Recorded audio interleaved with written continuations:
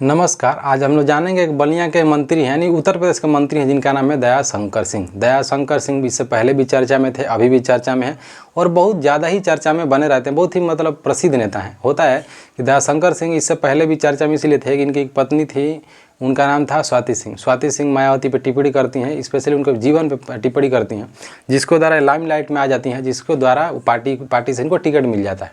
तो विधायक भी रही इनकी पत्नी, अब ये भी हैं, तो ये जनप्रतिनिधि हैं और इसके द्वारा ये मंत्री भी हैं। तो होता है कि बलिया में कटहल नाला है। कटहल नाला से आप कटहल मत समझिएगा, वो गंदा पानी बहता है और इतना उसका कंडीशन ख़राब है कि आप जाएंगे तो आपको बदबू से रहा नहीं जाएगा।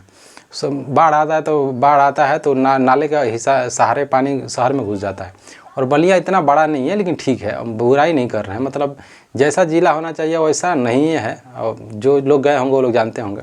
तो हम लोग चलते हैं टॉपिक पे। तो वहाँ पे एक पुल बनाया जा रहा था कटहल नाले पे। तो मंत्री जो गए, PWD के जो अधिकारी थे, उनको डांट रहे थे। बोले कि तुम मंत्री बन गए, मतलब वो बोले कि तो आप यहाँ के मंत्री हो, तुम यहाँ पे चुनाव लड़ोगे कि ये करोगे वो करोगे।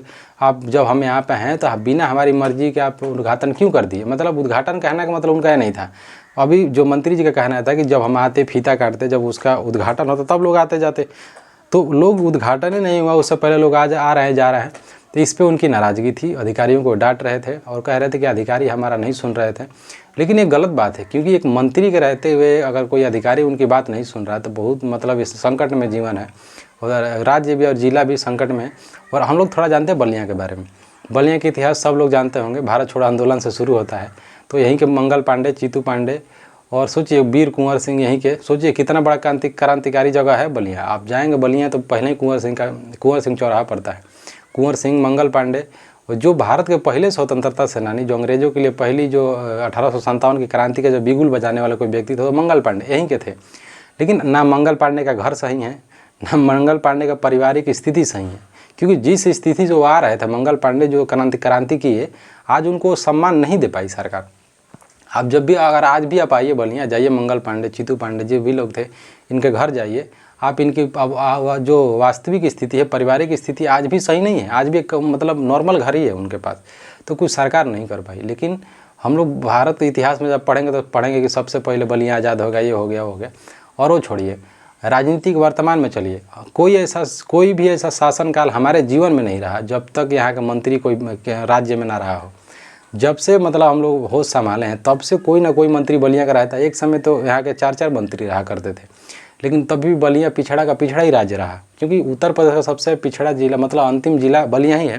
क्योंकि यहाँ से जो छपरा है वो लगता है, बिहार लगता है। लेकिन हम लोग उतना प्रोग्रेस नहीं कर पाए। आज भी बलिया पीछे का पीछे रह गया। अब चलते हैं उमाशंकर सिंह के ऊपर।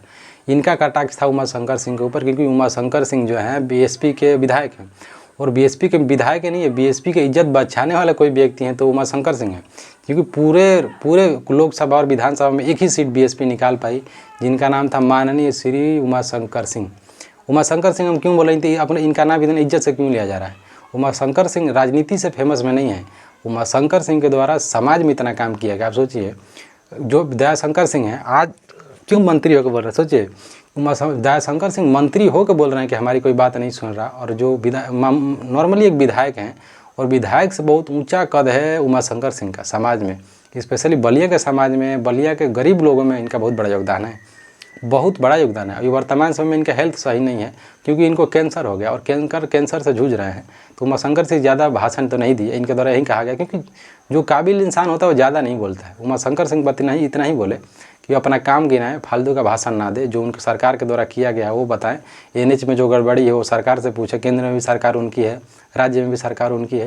तो उमाशंकर सिंह के द्वारा बहुत काम किया गया। अगर स्पेशली आप उनके क्षेत्र में जाएंगे, उतना तो छोड़िए ना, उमाशंकर सिंह इतने मतलब अच्छे नेता हैं, इतने प्रसिद्ध नेता हैं कि उनके दरवाजे पे भिखारी भी जाता है तो भरपेट खा के ही आता है।